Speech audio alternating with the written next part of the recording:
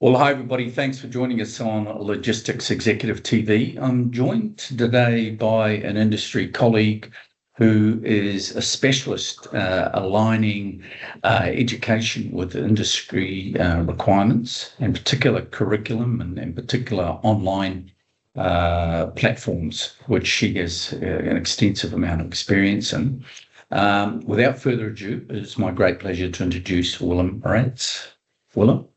Nice to meet you, Tim. Thanks for the introduction. Excellent. Let's talk about the nitty-gritty of what Studium is doing, because you and I actually first met at an event that you held with DP World, which they supported you on down at Expo down here in Dubai. Very successful day, a lot of interaction, a lot of specialist engagement. There was a hackathon going on. Tell us a little bit about the model for Studium and how that's playing out. Yeah. Okay, so as I said, the problem that we're trying to solve is to be a support to higher education institutions to keep their curricula up to date and be more aligned with the skill requirements in industries. So the supply chain and logistics industry has been a priority industry for us. We've been deeply involved in the industry over the last now almost 12 months. And so our process typically works with industry engagement. We started the process with a deep dive engagement with some of the big brands, top global brands in supply chain and logistics. We get people in the room and we start asking the tough questions around skills gaps. Because on the one hand, you always hear industries are saying, oh, we've got a skills gap, we can't find the right skills, and they blame higher education.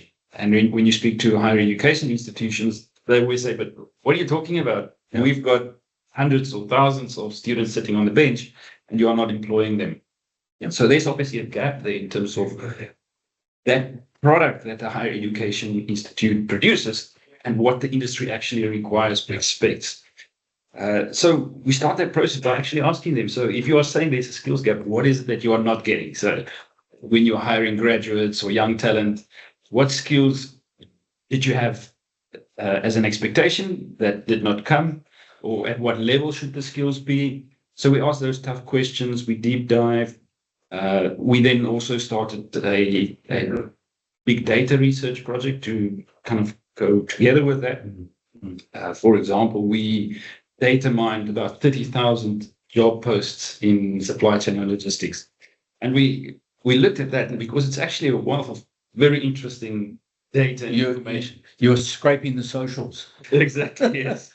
Yeah. So if you look at that, then we can start mapping out. So how have job titles changed especially for entry level and graduate level jobs?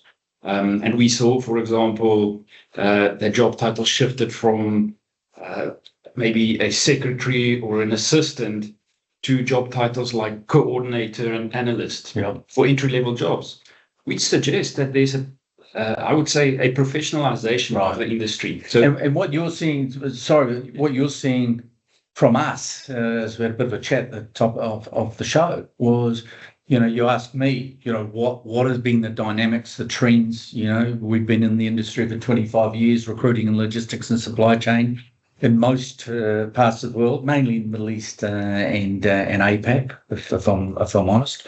And I was saying that this whole issue of digitization of the supply chain of logistics, data, understanding the data, where are the data points, how do we make decisions in logistics and supply chain? And this has come out in your research as well. Exactly, yes.